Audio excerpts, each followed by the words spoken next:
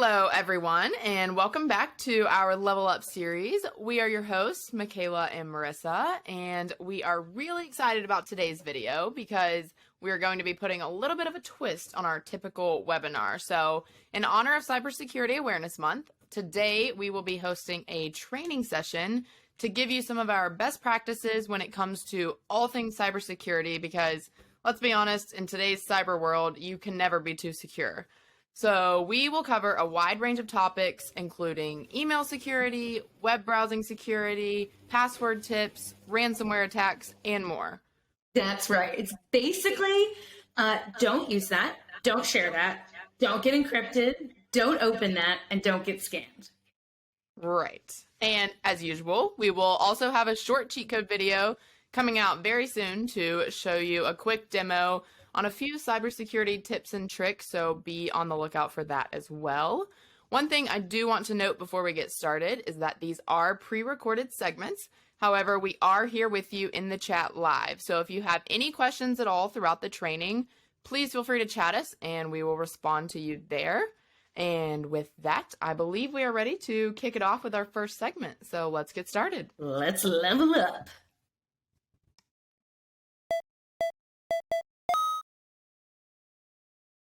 All right, so we all use passwords all the time, and I'm sure there are even places where you maybe don't realize you're using a password to access a site or an application because the information has already been stored just from logging in one time.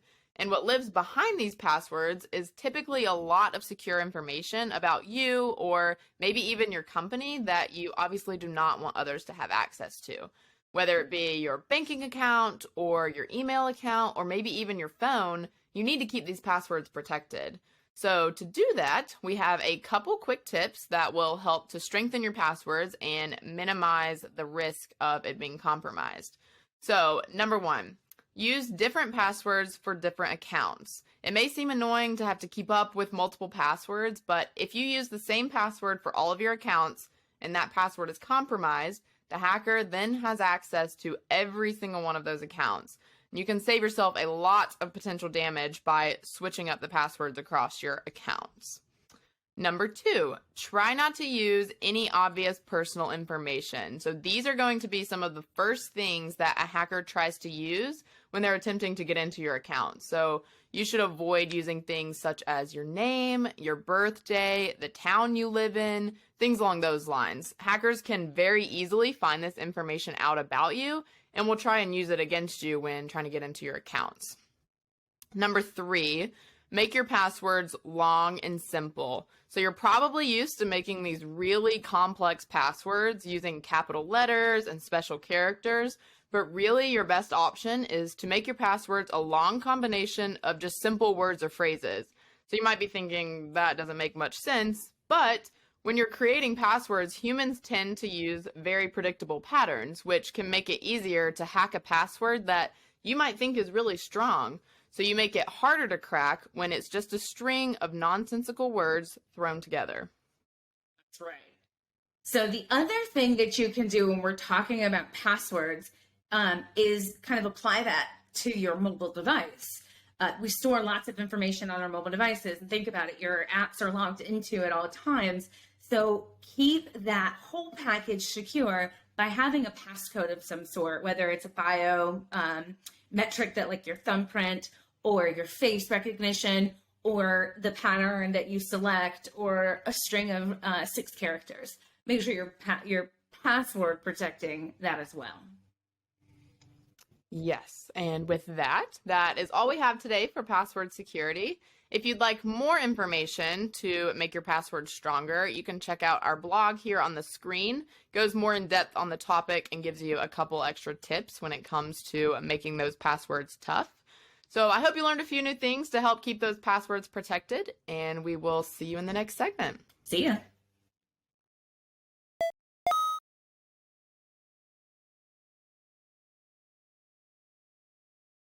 Well, we have Rob joining us today to talk about some of the best cybersecurity practices when it comes to file sharing. So file sharing is something that we all do pretty often, and now that it can be done online, it's really important to make sure that we're doing it as securely as possible. So To kick us off, Rob, if you want to introduce yourself and give us some insight into what you do at WorkSmart.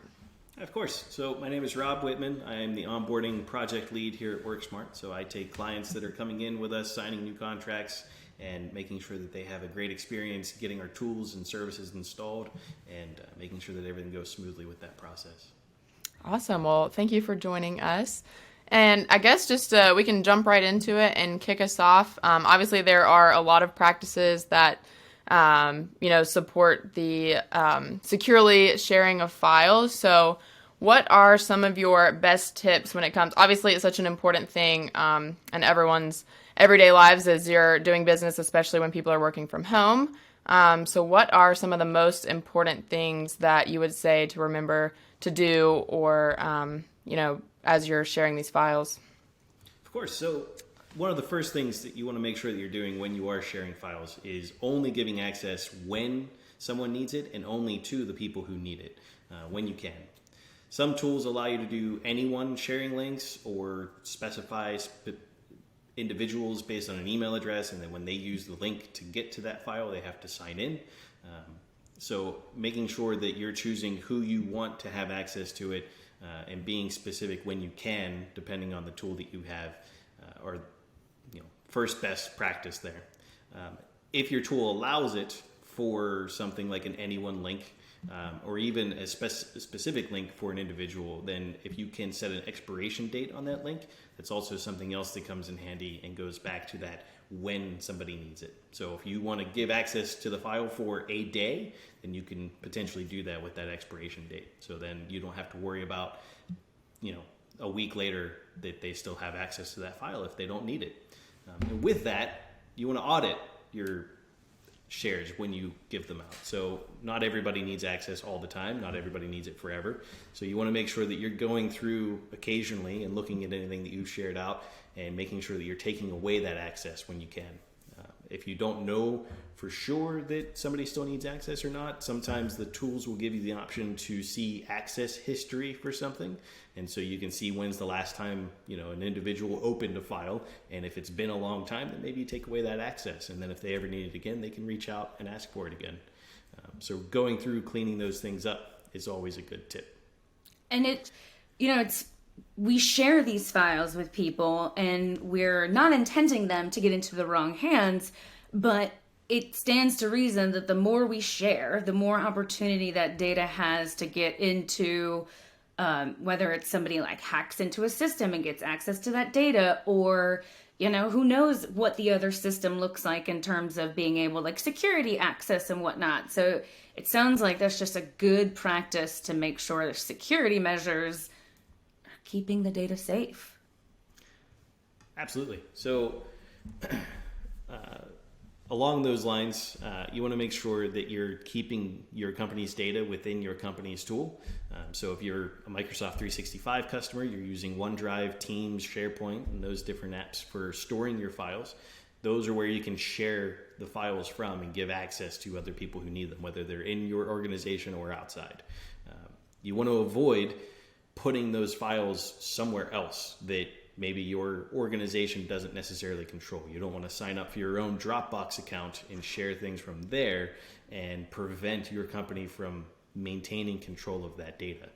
It's always best to use the tools that your company is using to keep that data organized, number one, but also safe when you are sharing it with somebody else. Plus backups. I always like to, whenever we talk about Microsoft 365 or cloud, I have to remind people that there are backup solutions to it. And so if you use, like my personal Dropbox, I'm not backing up, but WorkSmart, Microsoft 365, definitely being backed up. So bonus security, but also kind of a recovery save. For sure. And with using the tools that your company is using, there's going to be some sort of a structure that they have for where information should be stored. And that's going to help maintain permissions and access controls over things as well. Maybe they are limiting who in your organization has access to it, and then they're also potentially limiting who outside of the organization that information can be shared with as well. So that's always something to keep in mind. And beyond that, there's some older-ish mechanisms like password protecting files, like Excel documents, Word documents can be password protected. So beyond just giving a share link to somebody, you can also password protect that file and communicate that password through some other means, whether it's a phone call, text message, something else other than just like in the file or in the email that you're giving the sharing link. You want to separate those communications. And then you also, with a lot of different platforms, Microsoft 365 being one of them, have options for encrypting and otherwise protecting the information. So you can have the files be encrypted to where if somebody gained access to it somehow that wasn't supposed to, then the data essentially would be scrambled. They can't open it, read anything, get any useful information out of it. Or you can have rights management protections on it, like disallowing people from copying, pasting, or printing it out, or forwarding it to somebody else, or emailing it to somebody else. Different controls like that. So. Yeah, it probably wouldn't help you too much if you put the password to your document in the same link that you share it with. Kind of defeats the purpose there, I would think. Yeah. Awesome. Well, thank you so much, Rob. We appreciate you joining us today and sharing those tips to help keeping our file sharing practices secure to make sure we're not opening ourselves up to any potential risks. So thanks again, and we will see you next time. Sounds good. Happy to be here. See ya.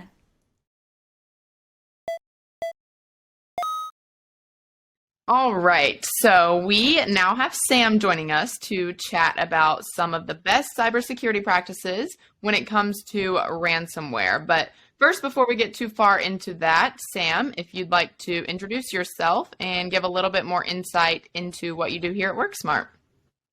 Yeah, sure. So I'm actually a technical service representative here at WorkSmart. So my day is full of helping everyday average users out, whether it's with password resets or more in-depth things like what's wrong with my VPN, why can't I access my files on SharePoint, all the way up to, of course, what we're about to talk about. Hey, there's something going wrong with my computer. Is it bad or not? So I handle a lot of that. We get to see a lot of different stuff throughout the course of a day. Some of it's easy. Some of it leaves you scratching your head, but that's the joy of technology and why we get into this. I am also CompTIA network and security certified, so I do have a little bit of a background in cybersecurity. So I'm glad you guys have picked me to be here for this little segment, and I'll kick it back to you, Michaela and Marissa. Thanks. We'd love to have you. Thank you. Perfect fit. Well, thank you again for joining us today. Before we get into some of the best ways to prevent ransomware, though, I want to briefly talk about what it is so we know exactly what we're actually trying to avoid. So ransomware is a file encrypting malware where all of your files, your databases, and your applications are being held hostage by an attacker. And once that data is compromised, usually the only way to regain access to those files are to pay the ransom amount demanded by the cybercriminal. And in most cases, that amount is not cheap. And you're not even always guaranteed to get your data back, even once you've paid the ransom. So obviously not something you want to get into. And many of today's ransomware attacks are often so strong that they're designed to spread over an entire network or a database, which can very quickly immobilize your entire organization. So we brought in Sam to enlighten us with a few of his best tips to help us prevent these massive ransomware attacks from happening in the first place. So Sam, if you want to kick us off. Yeah, well, and first off, just to kind of reiterate what you were talking about, ransomware has been one of those things that has been ever evolving over the last 2+ decades. Of course, it used to be the old, you'd boot up your computer back in the day and you'd get the lovely Windows chime, and then you'd be like, hey, the FBI has been monitoring your computer. And you would get scared, and it would be, hey, send us the money via Western Union, because that was a thing. And you could always find a way to remove those fake warnings. You could go into the registry of a system, you could unlock the computer yourself, or if you had a safe mode virus program, antivirus program, you could get rid of them that way.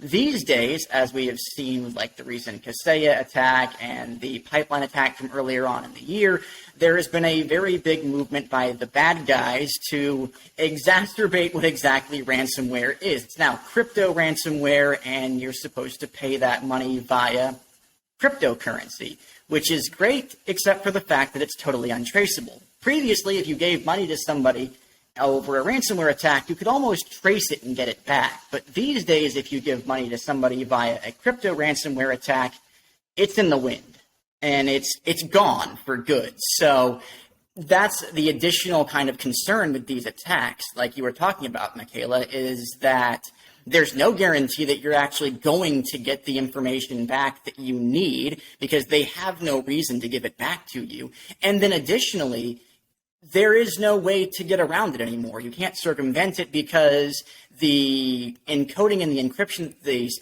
ransomware attackers are using is so complex. These chains would take years and years to break using your own supercomputer, and most of us don't just have a supercomputer sitting around. So with all that being said, there's definitely some ways to avoid being caught out by a ransomware attack. And I'll bookend my little segment talking about this, but the best way to avoid a ransomware attack, any type of problem, is to always have known good backups available, because that's going to give you an opportunity to wipe away everything that's gone wrong and start from the last good restore point that you had on that backup. So as always, whether it's with viruses, whether it's with documentation, whether it's just with safekeeping of your files, having a known good backup fixes basically 100% of every type of problem that you can run into, because you can just wipe, restart, re-image, and it's like nothing ever happened. So that's where we always say to start from, is know where your backups are, be backing up incrementally, day by day, week after week, because this is going to give you sharp points to pull back from so that you know exactly where you can say, yeah, this is where XYZ bad thing started, and now we can just go to our previous backup from 5 minutes before XYZ started, and everything is beautiful again. So again, backups are your best friend across the IT world. It's what we always recommend because it's just going to be your best bet.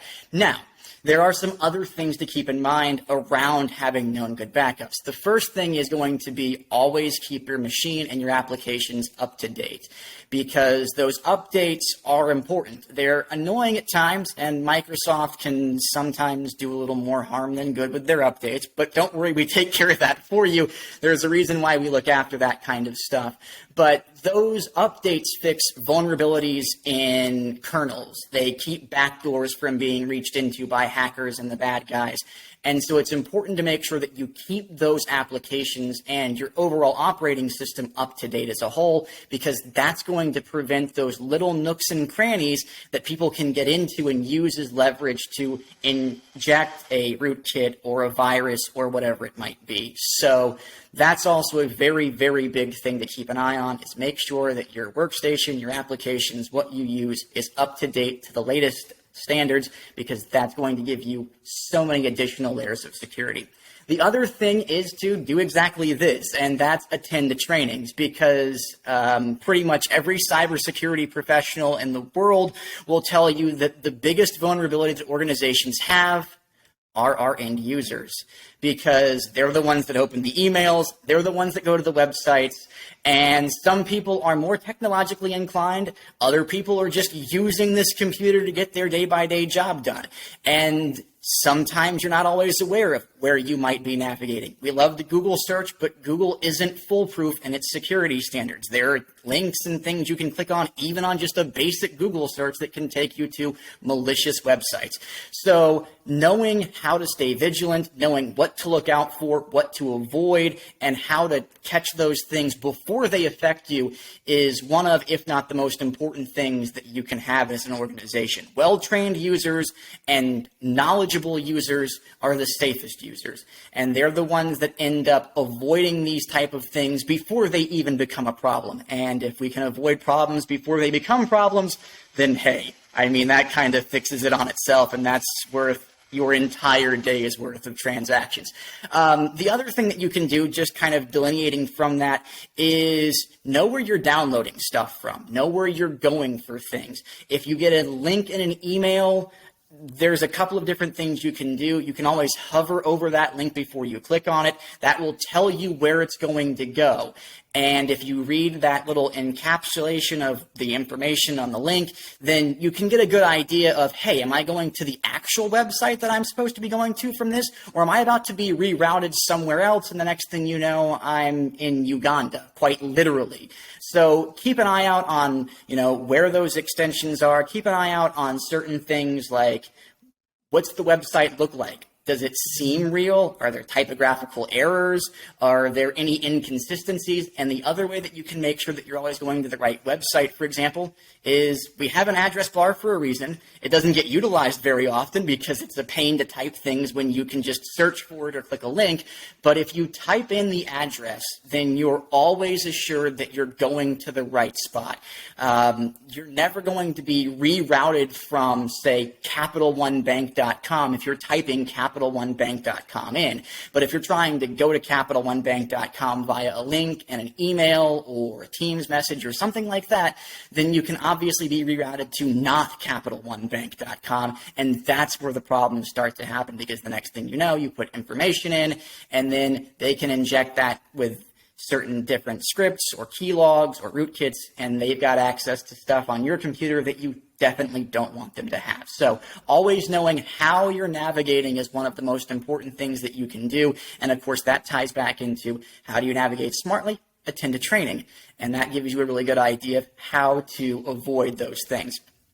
The other thing that you can do, obviously, is keep an eye on your password stringencies and how those work. Obviously, some organizations have harsher password standards. Us here at WorkSmart, we're required to change our password at least every 90 days and prompted to do so even before then. We have some pretty hefty regulations on how strong our passwords have to be because we've got a lot of data that we keep up with for our clients. So understandably, our password restrictions are pretty hefty, but they're that way for a reason, because you can't brute force a password that has a whole bunch of characters, a whole bunch of symbols, a whole bunch of numbers, because that just takes too long for those programs that do those attacks and use tables to be able to get into those accounts. And eventually, people just say, it's not worth the effort to try and break into this account. We'll go somewhere else and look for somebody more susceptible.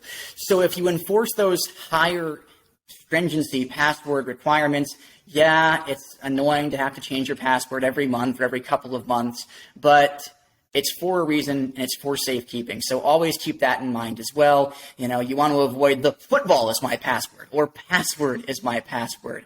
I mean, we've run into some strange things over what we've seen. Your password was come again? It was that simple? Well, yeah, no wonder. So always make sure that you're keeping that up to date and make sure that you're staying in front of those type of issues. And the other thing is, if it's available in your organization and in your network domain, use VPNs.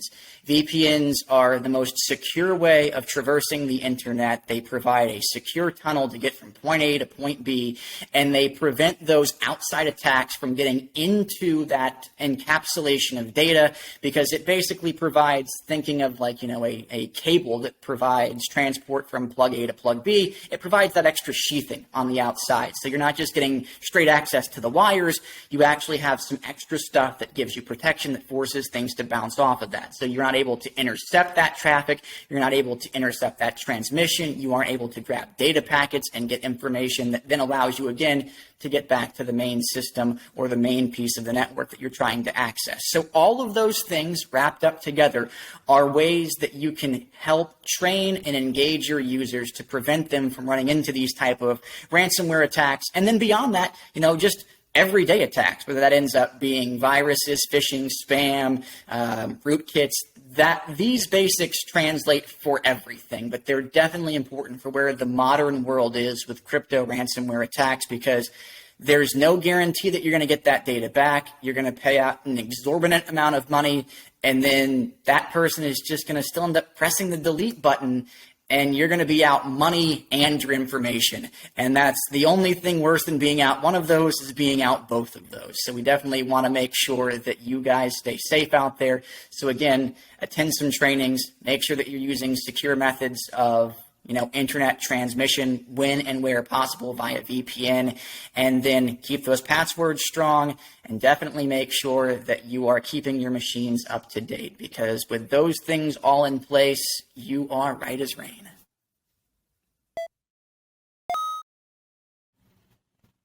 All right, so we have John now joining us to chat about phishing, vishing, and social engineering to, one, know exactly what those things are and what they can do, and two, to know what to look out for to spot them before it becomes too late and gets dangerous. But before we jump into all of that, John, if you'd like to introduce yourself and give a little insight into what you do here at WorkSmart.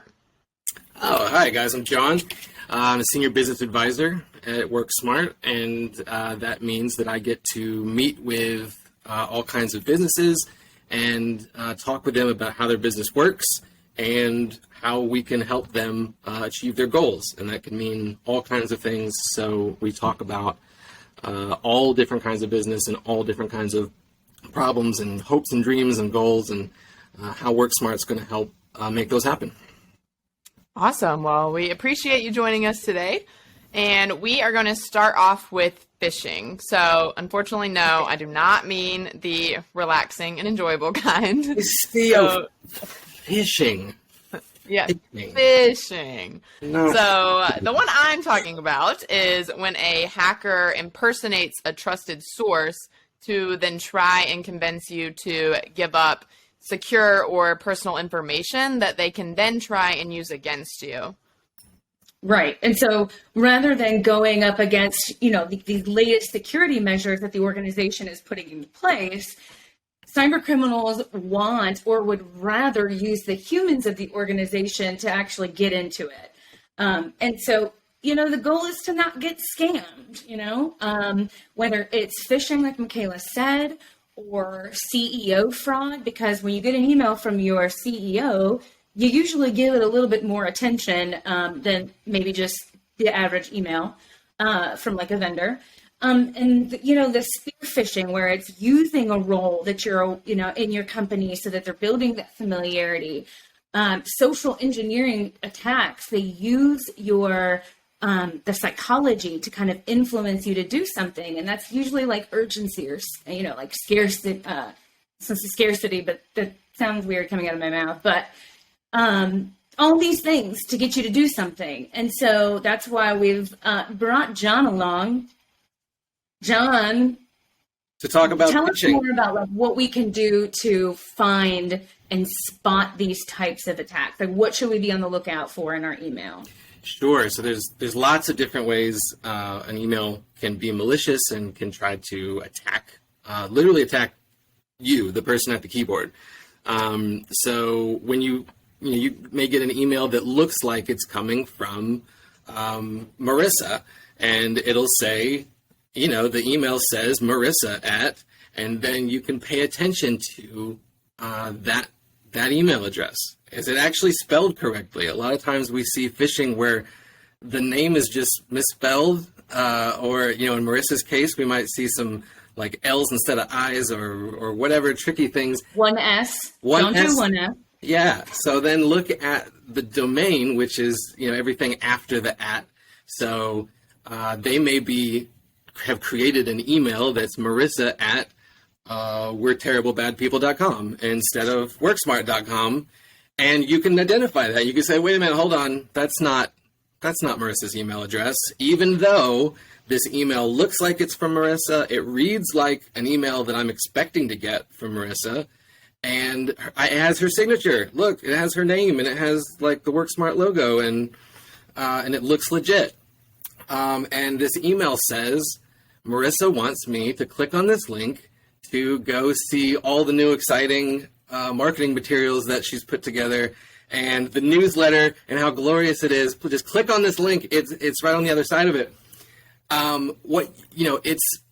It seems like something Marissa would send. Let's click on it. Before you do, hover your mouse over that link and you'll see it pop up and it'll tell you where it's going. So the text in blue in the email might say Marissa's beautiful and informative newsletter. And then you hover over it and it says, go to download all the nasty things on the internet.com. And you're like, well, wait, that's not right. That's not where this link was telling me to go. So that's, another trick. Or like, Marissa mentioned about urgency. Yeah, it'll be quick. I really need you to click this link right now. Our CEO is upset and he needs everyone to click on these links.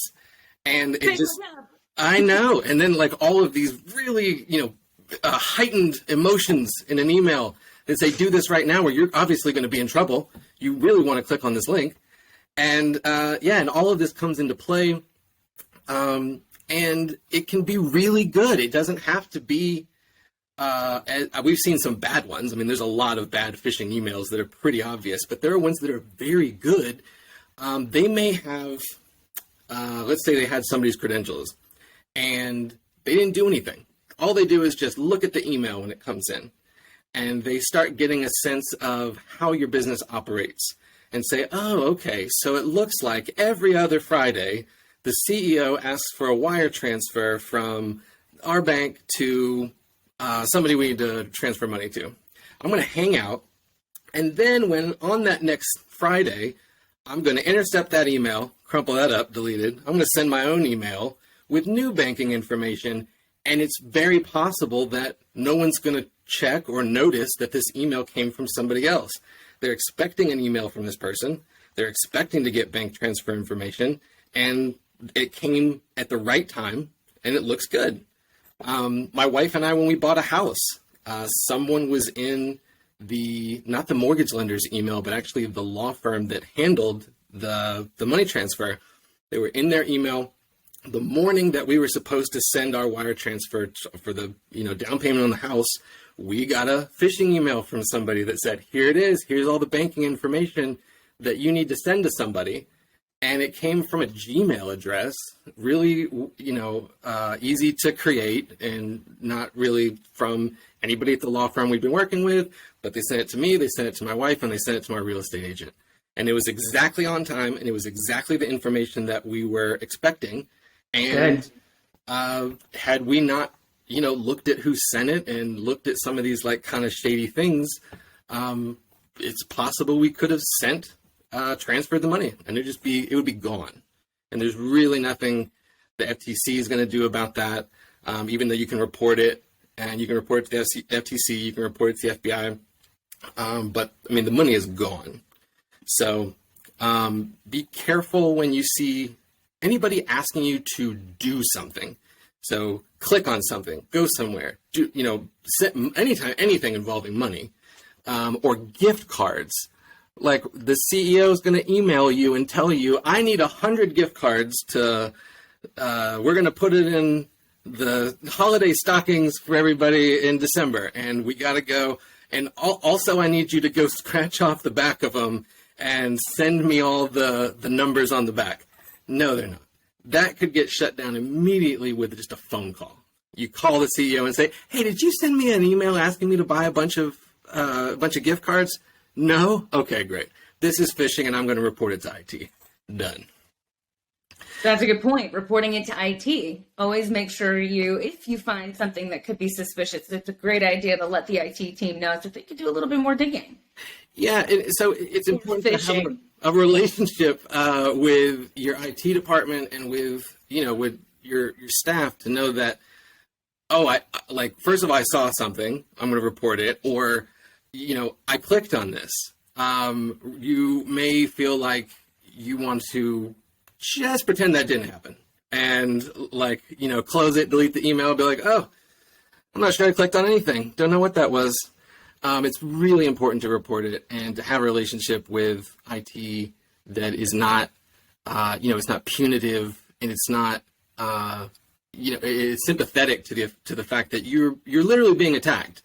And you're there at your desk doing your job, you're sitting at your keyboard, and you are being attacked as a vulnerability to the company. As Marissa said, our network security is so good. As a people interested in security, no one's going to try to beat your castle walls down to get into your network. The easiest thing to do is send literally trillions of emails to every person sitting at a desk at a keyboard with an email address and hope somebody clicks on something. It's way easier, and it's profitable. And, people are clicking on stuff every single day, and that's what we're here to try to prevent. I like to click. But it's not just clicking. It's not just emails, right, Michaela? It is not. That's what I was going to say. So we've been focusing a lot on, phishing attempts showing up in your email and clicking links and things like that, but it's not just where it lives. It could also live in vishing, which is very similar to phishing, but it's actually done via voice. So hackers will try and use phone calls or voice messages to, again, try and impersonate a trusted source that you would be willing to take a phone call or a voice message from, and they'll try and pull any secure information from you. Another place where it shows up pretty commonly that you may not notice is your social media. So we all share large parts of our lives, on social media, but that data can actually be used against you if you're not careful enough. So you have to make sure that you're leveraging the privacy settings on your social media accounts to make sure that you're not opening yourself up to any threats that may be lingering on those platforms. So That's definitely a good point. A lot of great tips for preventing email phishing to make sure you're not clicking links or responding to people that are not real. So we appreciate you sharing all of those, John. I know everyone learned a lot of tips from you. So I believe that is all we have on phishing. So thank you again.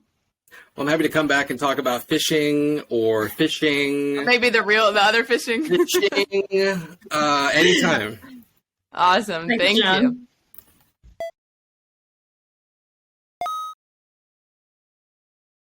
All right, so now we're going to be talking about a few best practices when it comes to browsing the internet. So whether you're researching something, looking for an answer, or in my case, a lot of online shopping, we all browse the web pretty frequently. And the internet is such a great resource nowadays, but there are a few precautions to take to help you use the web securely, especially in the workplace. Yes, that is so true. Because here's the danger. You open a web browser and you start browsing. You visit a site and you unknowingly fall into a spyware trap, such as a pop-up you click on, or even just trying to close it, or this deceptive link that you follow, a clickable graph that leads to a dangerous path. I mean, sometimes it's just simply opening a web page and it starts the installation of something bad. Spyware loads onto your PC without your knowledge, and now your computer is infected and your personal information is at risk. Not great. So when you're on the web and you're surfing, we want you to know and look for whether or not the website is secure. So you pull up a web browser and you go to a website. Is the branding match what you expected? Fake websites are often thrown together very quickly. And so they want to, start scamming right away. So I guess they don't put a lot of effort into it. And then they take them down quickly before authorities can take action. You've probably heard of these in the news. So look for spelling errors or something weird with brand and product names, poor image quality, or video content. If the design of the website you know and trust suddenly contains errors or weird images, it doesn't look right, close the page immediately and don't enter any sensitive information. It's kind of like that's the theme of the thing. If something doesn't look right, if it doesn't smell right, don't give away your information.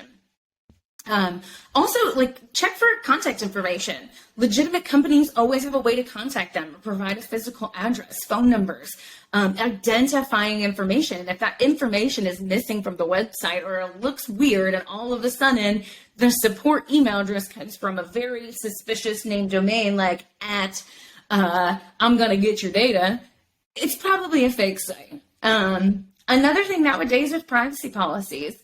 It's just a good idea to look and see how the website is collecting data. If there's a privacy policy written, it's probably a legitimate site because with regulations like GDPR and protecting people's information, privacy policies are really important. They're usually at the bottom of the website. Literally, it links as privacy policy. We always want you to be, in all these segments we say, look for signs of the common attacks, right? You want to easily spot like defacement when the content has changed, suspicious pop-ups. If it's an outlandish claim, like I think back in the AOL days, and it was like, you won $1 million, click here. They're likely trying to entice you to click and accidentally download malware or something. You can use a shortcut, Alt F4, to close an active window. So don't click the buttons. Sometimes there isn't a button, or sometimes the button looks weird and you click on it and it's not really a close button. They're good at what they do. Also, malvertising is a thing. It's a malicious ad, and they should be easy to catch because they usually appear unprofessional. Again, they promote miracle cures or celebrity scandals. So be cautious. They also probably don't match your browsing history. That's a huge hint. Ads usually use data in the background to kind of serve you the information that's most relevant to you. So if it's not relevant to you, it could be malvertising. Phishing kits, we talk about phishing. We talk about the attempt to get sensitive information from you. They do that on the website as well. These are websites that will imitate commonly visited websites like banking websites or like a Microsoft 365 login to trick you into handing over that sensitive information. It may appear legitimate, but again, look for the signs of spelling errors or grammar errors or weird domains to, give away that it's a problem. There's also malicious redirects. So you go to a URL and you're directed to another site and it looks suspicious because it may have been affected by a malicious redirect. And this is usually in conjunction with those phishing sites that we talked about. So here's a few tips, right? First step is keeping your browser up to date. Always have the latest version of a secure browser and your computer. And just remember to check it regularly or enable automatic updating, something that like your managed service provider can help with. The second step is minimizing your plugins. The more plugins or the add-ins that you have to your browser installed, the greater attack surface. More things can get into your computer through those plugins. There could be threats that can come in through a vulnerability. Most browser-based attacks are actually the plugins as the source. So use some tools to figure out what plugins you have installed. One of those could be the Qualys browser check. Third step is to check the URL. We talked about this in our phishing segment. We want you to have the understanding of what is a domain name. And if you're visiting PayPal's website, it should be paypal.com. But if it's not paypal.com in the structure of the website, it's probably not paypal.com. Take download precautions. So malware and spyware accesses your computer through downloads. So download from only trusted site. Save your downloads versus running there. Running them, not running there. And then avoid freeware. That's free software. So a lot of these tips are repetitive, but they're really great since, we use the tool a lot. A lot. So always remember, if it looks bad or smells bad, it probably is bad.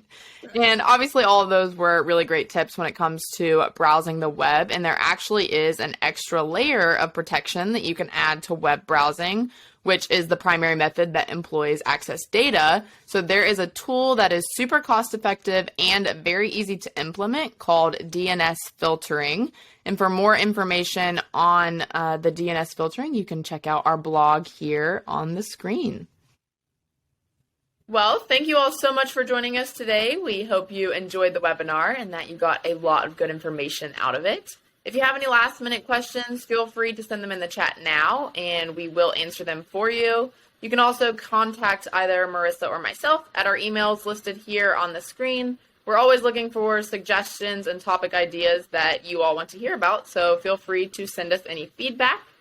Be sure and stay tuned for the cheat code coming out soon, which you will be able to watch on our blog or on our social media pages. We also will have the registration details coming out soon for our upcoming webinar, so stay tuned for all of that as well. And with that being said, thank you all again for hanging out with us today, and see you next time. See ya.